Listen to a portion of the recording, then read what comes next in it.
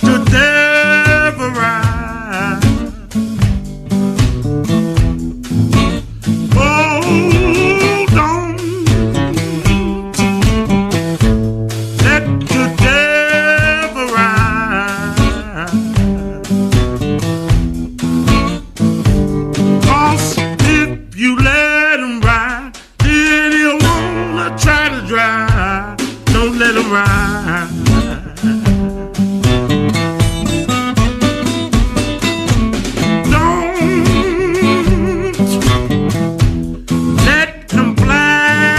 Down. Oh, don't let them flag you down.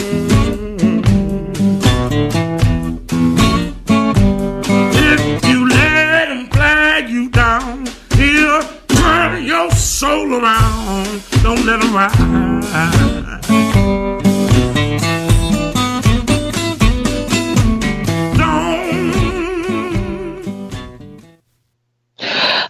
That's sage advice from a gospel singer and blues singer Lori Bell.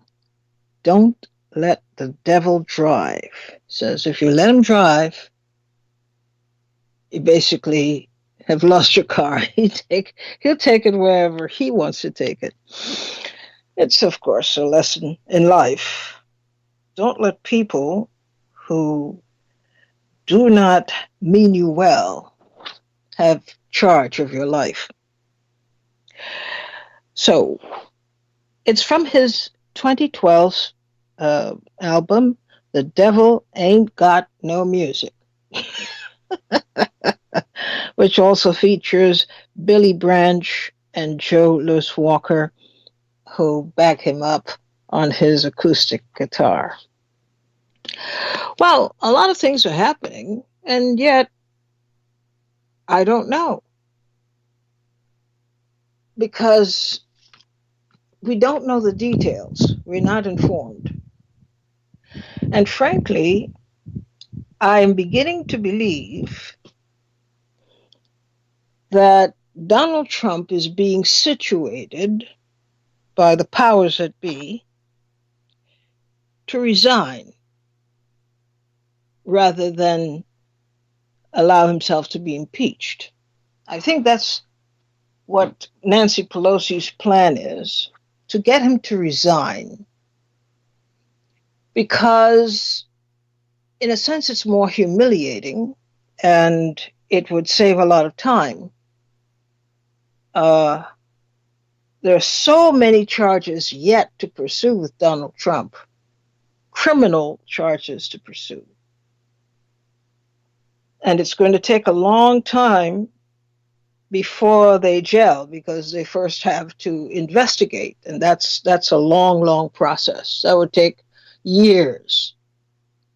So I think what they're trying to do, this is just my thinking, I could be wrong as all get out, but I think they're trying to press him into a situation where, even to his warped mind, resignation is not a bad idea. He has all these cases outstanding, and they're very serious cases. And they're not the kinds of cases where nothing will happen.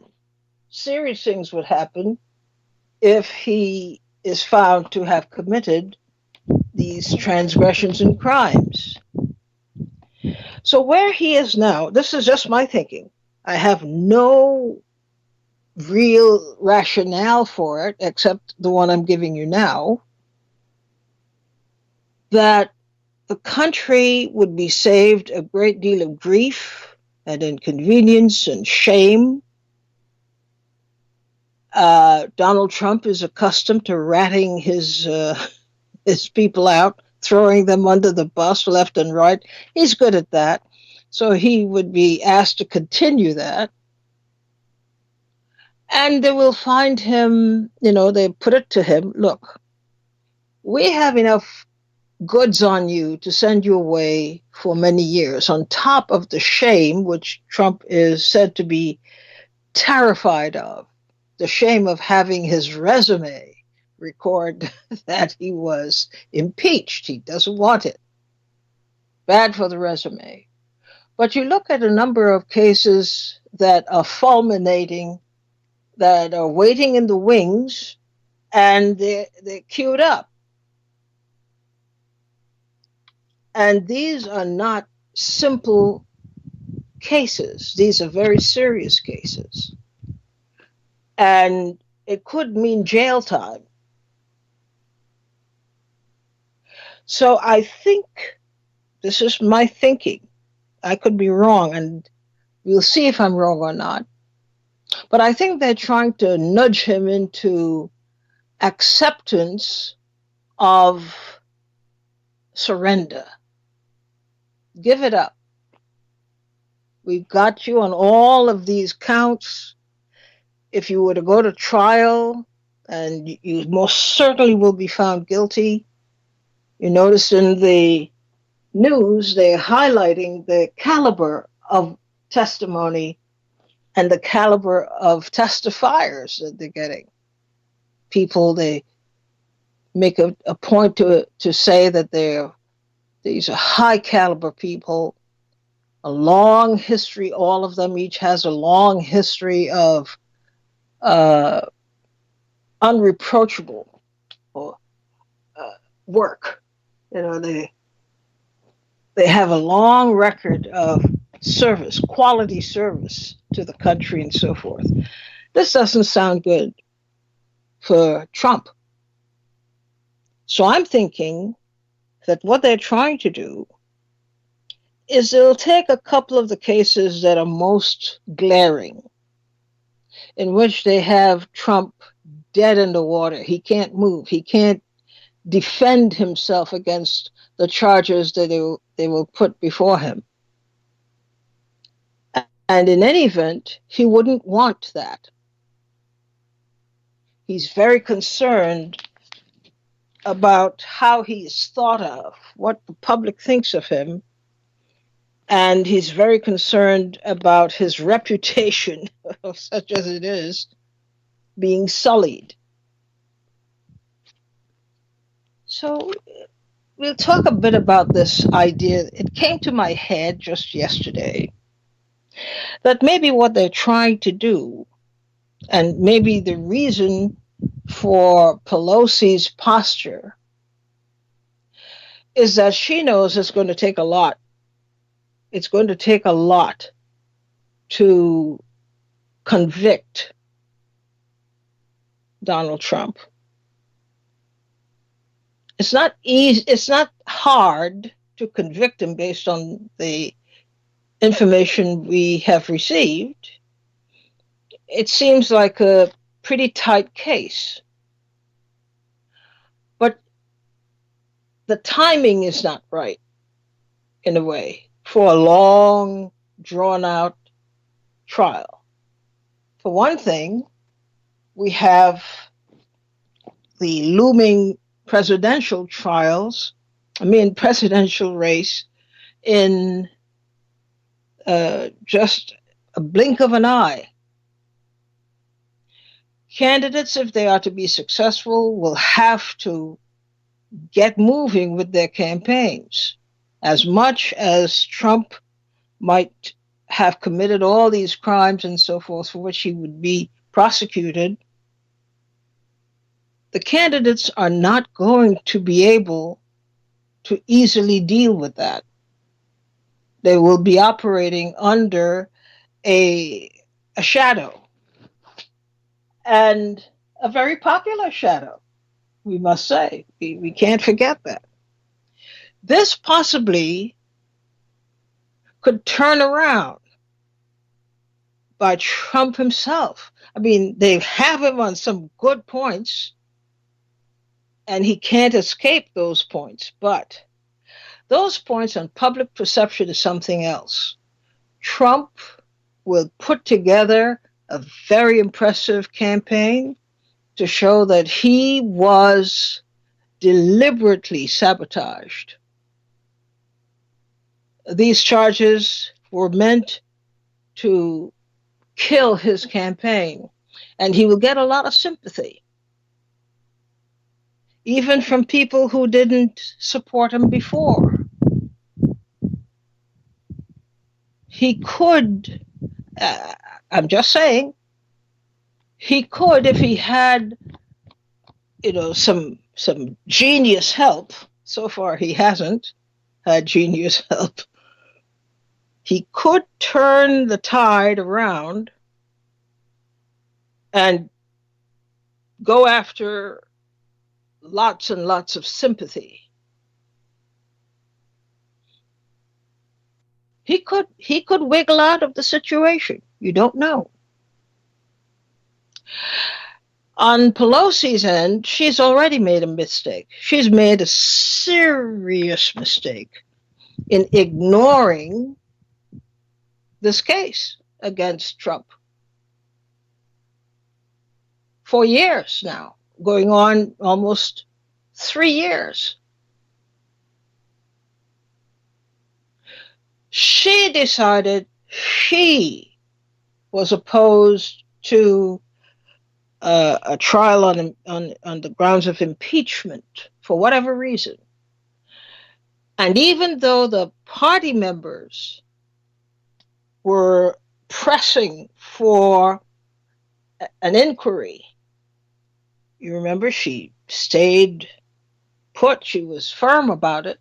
She wasn't going to go anywhere with it because it would be too traumatic, emotionally traumatic for the country. Yeah, well, in the meantime, Trump was able still to ride through. It's like he got an extra 3 years to get his thing together because he was not under any threat of indictment, of having to respond to charges, of having to, get documents and evidence and whatnot to submit to the court. He saved himself that much time. He had that much time free because Nancy Pelosi refused to move in a timely fashion and to move in accordance with what the party members wanted. She felt she was the party and she would control everything. So she didn't move on any of the entreaties of the party members, which meant that the party members would have had an additional 2 years. Their campaigns could have started 2 years ago or more. Now they have to begin their campaigns, do their fundraising, and, deal with the business of campaigning to get a seat. Either re-elected or to grab themselves a new seat somewhere. They also have to raise money. So it was a terrible waste, a terrible delay. And she is at fault. She did that. Remember, I talked about it. What is the problem? For the sake of, as they call it, optics, for the sake of how it looks, you will ignore practical, pragmatic things that you have to do.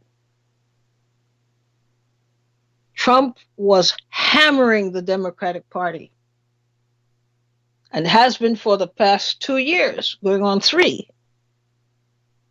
He has had an advantage.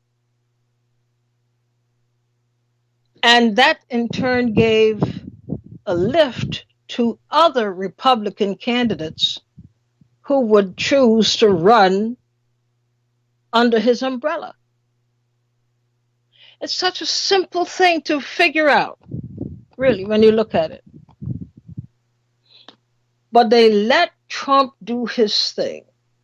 Trump has his way. He can do whatever he wanted. If he felt like obeying an order, he would obey it. If he felt like, making some kind of legislation or something, he would do that. But he didn't feel that way. He kept to his program, strictly to his program. I'm saying we have to look at it the way it is. He had Nancy Pelosi and the Democratic Party gave Donald Trump one heck of a gift. And the gift was of time. Trump had extra time. He could stretch out now on his outrageous policies. And he did. And the Democrats looked like a bunch of nooks, just sitting there waiting to see what Trump will do next. That's not the way you run a party. That's not good politics. Okay. So the theory is that I think they will hold on, that's the Democrats, will follow this one line of we're going to go after the president, but not on all these criminal charges that were possible. We're not going to deal with that. We're going to talk strictly about impeachment. And with regard to impeachment, we will deal only with those things that help us make the case for impeachment. And then, removal from office is another thing. We'll get to that. But for right now, we can fully exploit the strength of that word in the public domain. Impeach the president. And in the process of impeaching the president, we'll also compel him in public to accede to our demands, to admit certain things that he's not going to admit otherwise. And we will regain the advantage of our strength on the basis of that.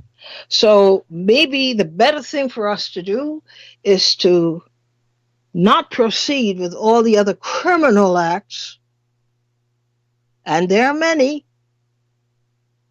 but go with those that we absolutely could prove, that we have evidence for, we have good witnesses for, and that we could make a good case for. And in the meantime, we will shore up our defenses for 2020. I think that's what the thinking is, because I look at how the Democratic Party as a party is behaving, and it's not behaving right. It's not acting like a party that is really out to scramble Donald Trump's brains. It's not acting like a party that is out for blood. It's acting like a party, a very well-mannered party, going by the book. We're not trying to cause any additional conflict or anything like that. They know that Donald Trump is a wuss. He talks a big talk, but he really is a coward. How do I know? Well, he will be spending the next couple of days undermining himself, just to prove the point that he's in the mood for dialogue and negotiation.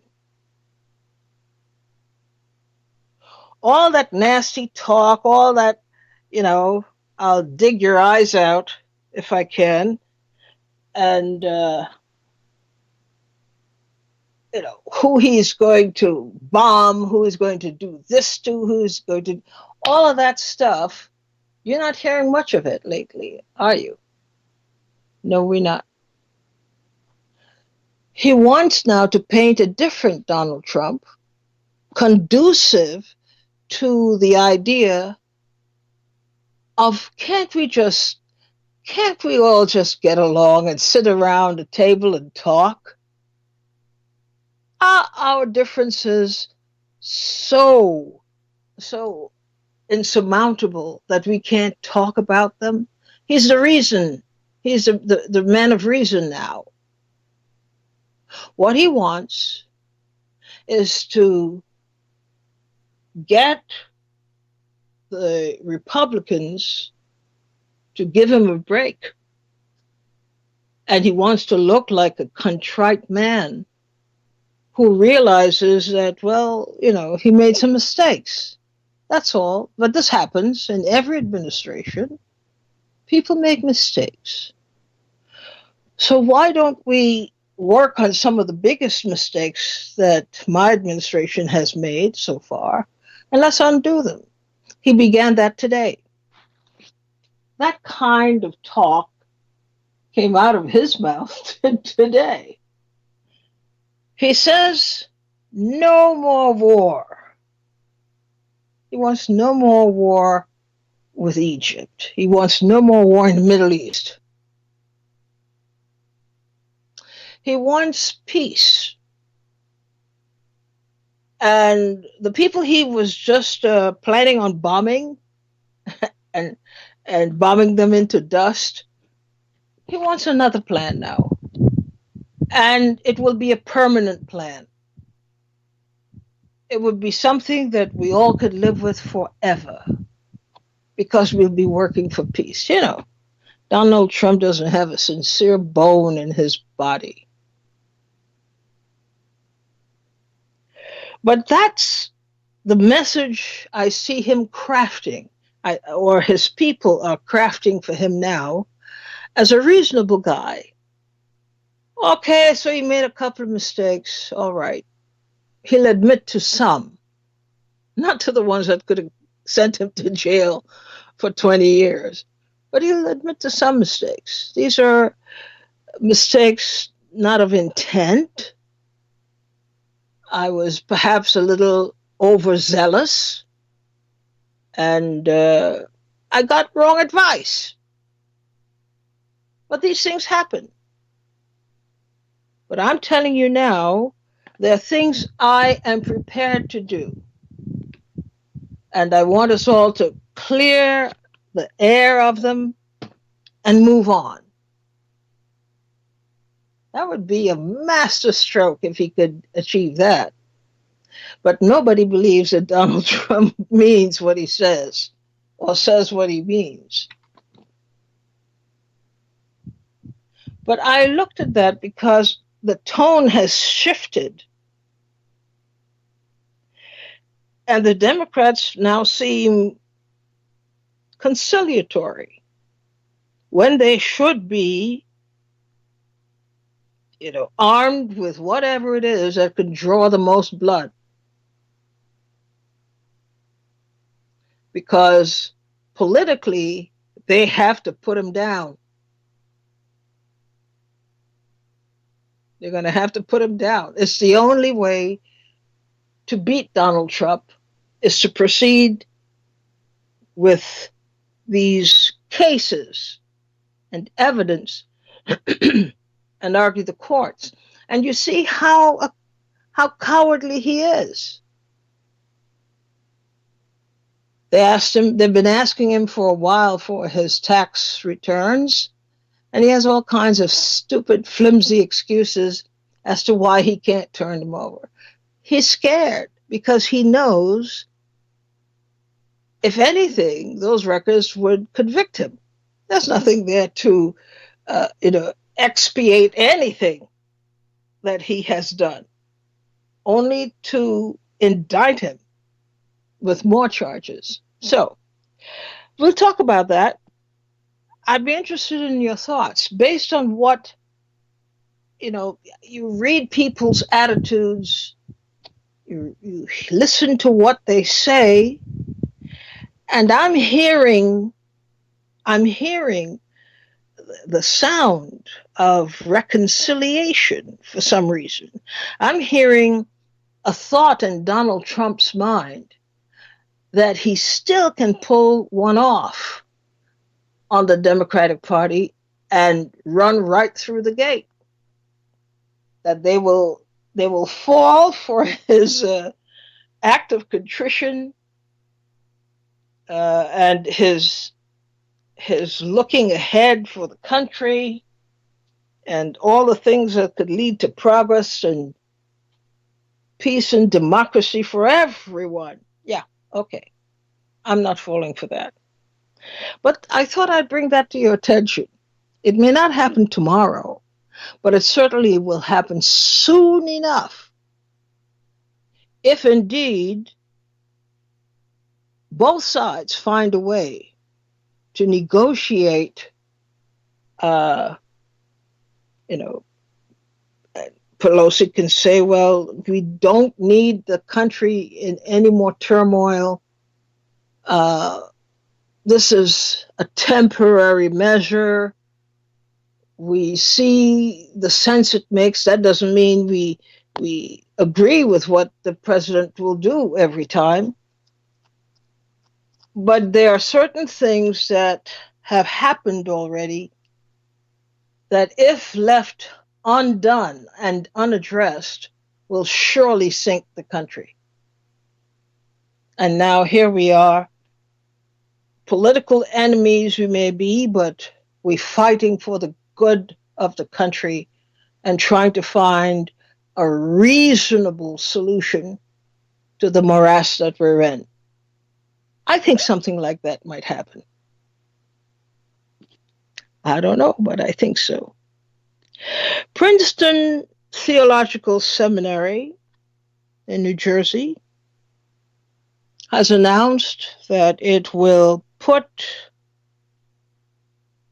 millions of dollars, $27.6 million to be exact, in a kind of fund that would help students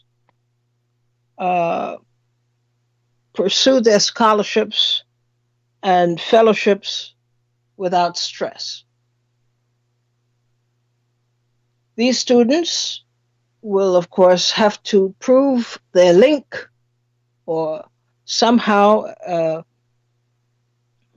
that they are related to slaves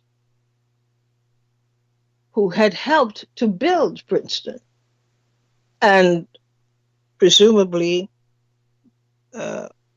properties nearby. But Princeton says that this is a form of reparations, and they're calling it, the dean of students has called it, an act of confession. Okay, so are we to expect in the immediate future an act of contrition?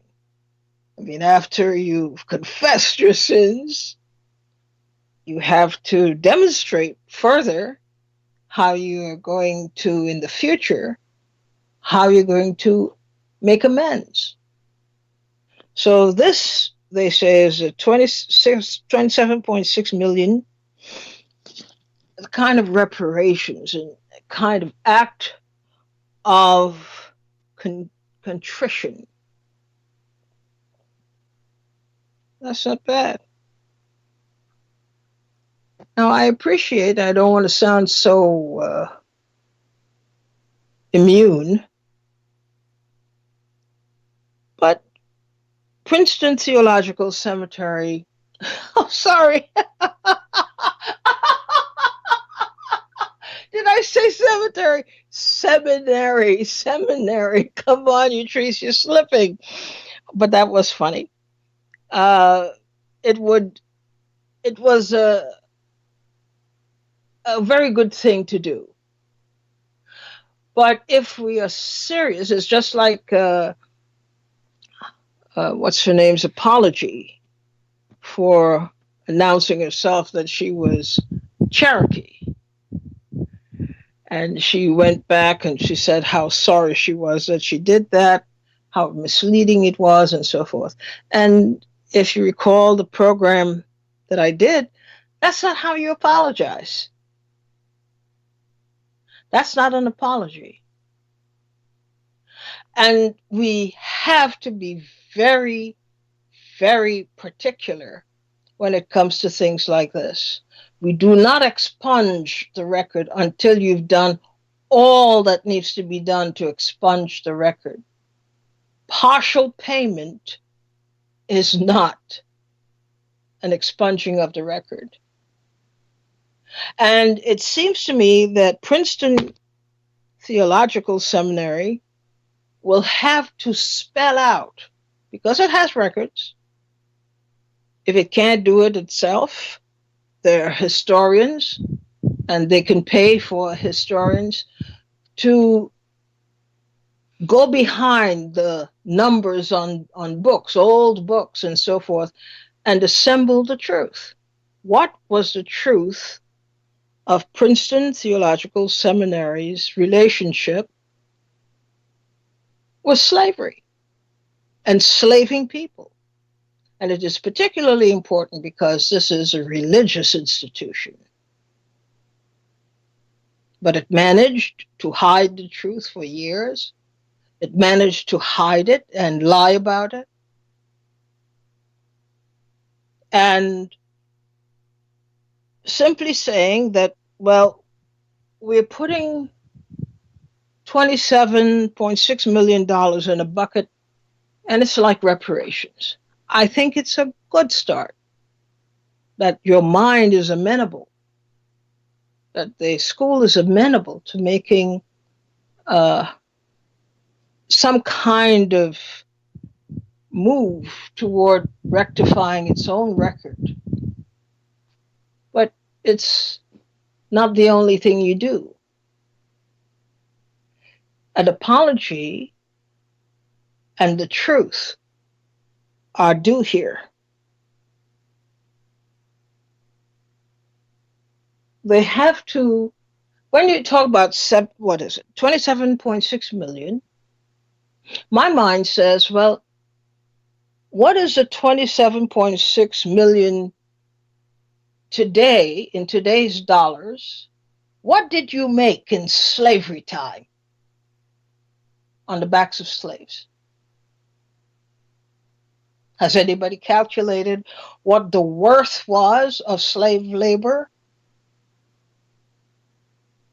What did their labor, their forced labor, and their living under ridiculously harsh circumstances, what was the cost of that? So that we can appreciate, well, 27.6 million sounds like a lot of money. But if it can be shown that the denial of their human rights, the false imprisonments, the denial of their ability to be free citizens and earning their own money, what was that assessed as in terms of value? And what percentage of that value, is 27.6 million? Is it adequate? What is it, 10%? 20%? 50%? Adding interest, adding all kinds of things that they brought and gave to the college community in terms of free labor, poor living conditions, and so forth. Not to mention the fact that They didn't have open enrollment, as I recall from my reading at Princeton Theological Seminary. So it's a nice piece of public relations, and I don't want to sound super cynical.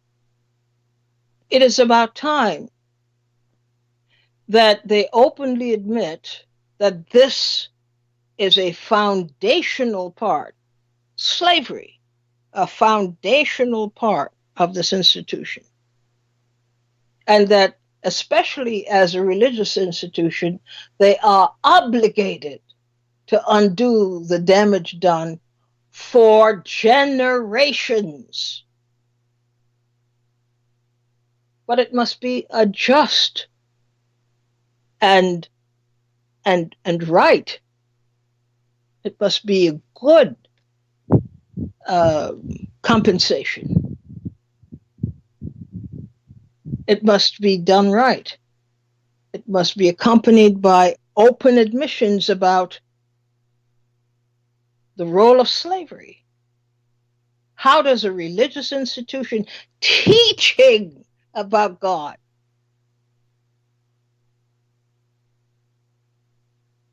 how does a religious institution work itself out of centuries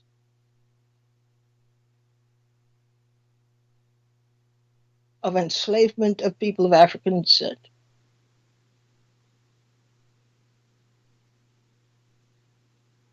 Well, we'll take a break here. Oh, we don't need to take a break. You can call in. We've gone past our half-hour time. So we'll take questions as fast as you can call them in at 888-874-4888 on the two subjects introduced so far. One is the Democratic Party, is Nancy Pelosi, is she sending signals that they want some kind of a negotiated settlement at this point with Donald Trump? Are they considering the possibility of making amends for the sake of the country?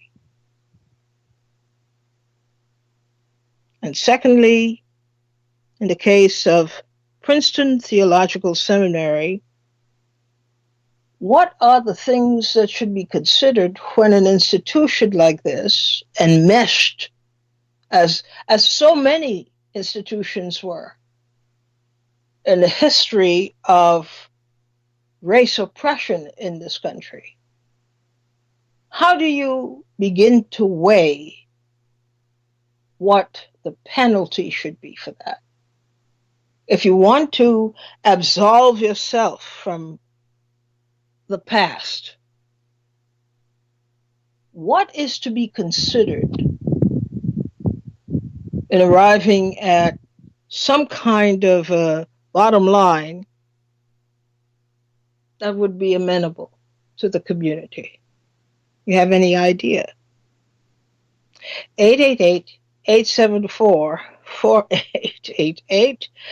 Well, I see people don't want to talk about Nancy Pelosi and whether they're getting ready to, or even entertaining by now, some idea of deal making that could set the country back on its tracks, save it from a lot of needless suffering, and put it on the road to healing.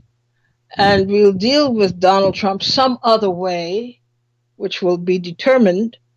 But for now, it looks like it's going to be way too onerous for the Republicans to take on the challenge, the full challenge of dealing with Donald Trump and the nation after that for dealing with Donald Trump. What are your ideas? What are you thinking? All right, let's do a little music and we come right back and talk to you. Don't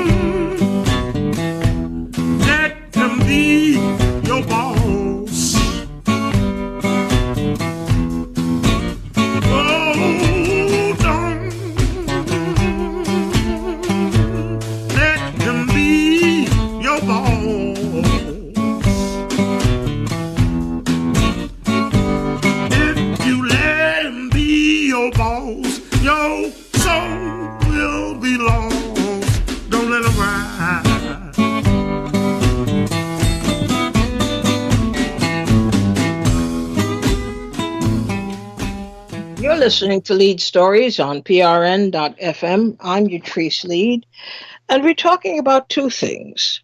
And one of them, the first topic, really just kind of crossed my mind yesterday. And I was wondering from the signals I'm reading, something is happening that hasn't been announced yet. And for some reason, it led me to believe that they might, there might be an effort to, for the moment, to make a deal to put off this whole impeachment thing until another time.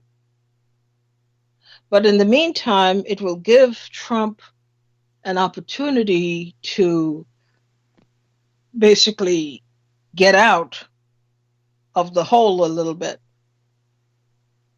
And Pelosi, it would validate her view that she had thought about the impeachment campaign, which is underway, as you know, and she was right. It will severely fracture the country, and we don't need it right now. So would the grown-ups come to the table and say, let's come up with something where we don't have to deal with this the way it is going right now? We can reframe it and re-present it at another time, but we will still keep in the public eye that we do intend to challenge the president, so it becomes something slightly different from what it is now. He's not going to be the crook. He's not going to be the gangster. He's not going to be the Trump we know. And we will have a different kind of conversation because we'll be dealing with different levels of involvement. People like former Mayor Giuliani, who is a Trump advisor and is seen now as having played a major role in several things that have gone awry. Is that a possibility? I don't know, but it crossed my mind. And I thought, well, it's worth asking. It's worth asking and talking about and seeing what people think. And the second thing that I talked about today is the announcement by Princeton Theological Seminary that they will be putting millions of dollars, 27.6 million, as a matter of fact, in the form of a reparations program. And that program would afford free college education, scholarships, and so forth to descendants of enslaved people. And I'm saying, okay, that's a good idea that you want to do that. But at this point, we need a deeper approach. We need to define things. We need to put a value on all these things that we normally don't consider. What is the value of the contribution of African slaves to not just Princeton, but in the adjoining areas and so forth? Put a value to it. And then we see whether the 27.6 million, what it amounts to. You know, in terms of a ratio. Is it a good ratio? And we should further go on to documenting the role of Africans in developing the area. What is the cost of that? And other costs that are normally hidden. We don't talk about free labor, the denial of rights that could have afforded them a decent life. Working for free is not, it's always taken for granted. Well, we just come up with a number. No, we have to be precise now. We have to be very, very precise. So What is your thinking? Or is it that you're on strike today? You're not thinking at all. You decide, I'm not thinking. I'm just not going to think about anything. We have a number of leftover topics, which we'll get to tomorrow, from last week. But these topics are related to ones that we started out with this week, and I thought we should finish that and come back to the larger topics as we go. It is very interesting when you look at this issue that we are experiencing.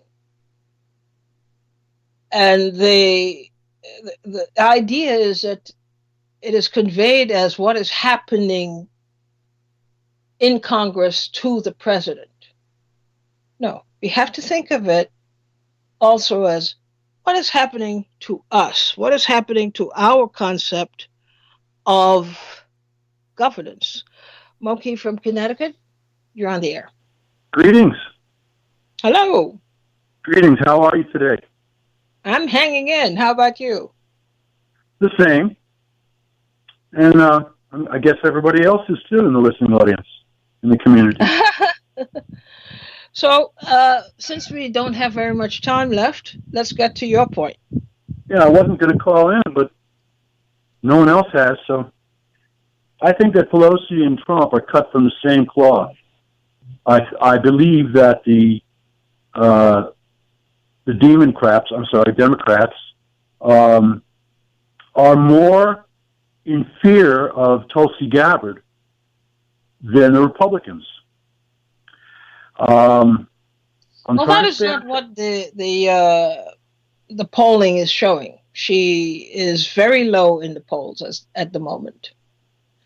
So low that it would be considered way out of the park for somebody to consider her as a viable candidate in the race right now.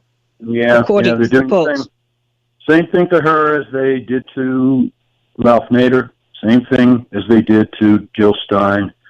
It's a pretty common tactic. Hillary, her team has already anticipated Ms. Gabbard going independent. Although Tulsi says she's not going to. She's committed to healing the Democratic Party, to, renewing it.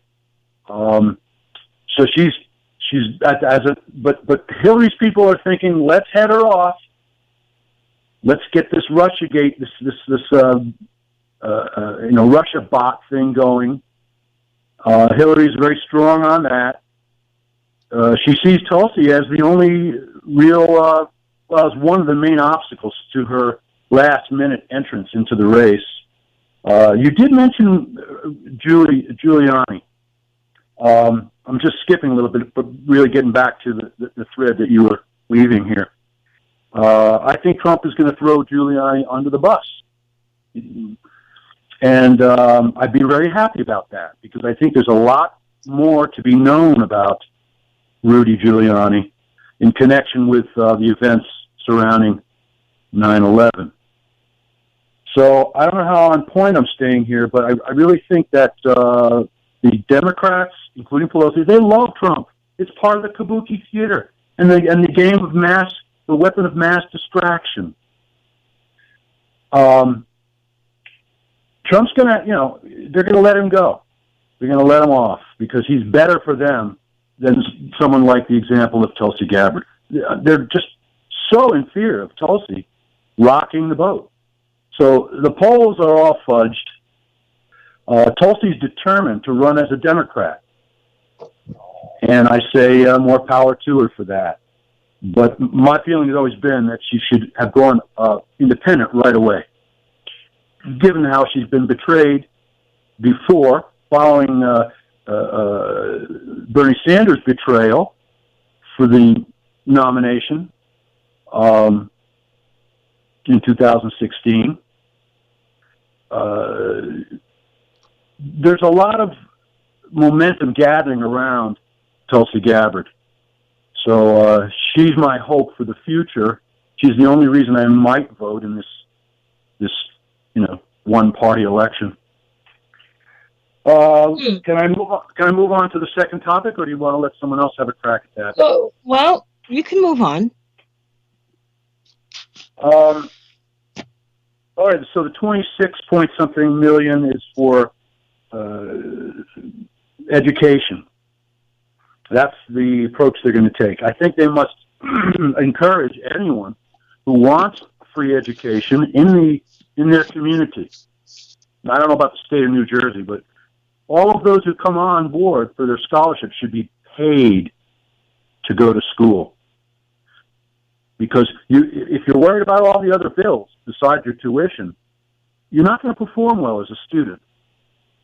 So they've got to cover all the bases. They have to they have to go out into the community and find every single way they can to enrich the community around the university.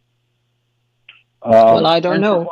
I don't know that that is even doable at this point. But it's not just enough you greet the news with, it's a pleasant announcement, but there's still very serious business to be conducted behind it.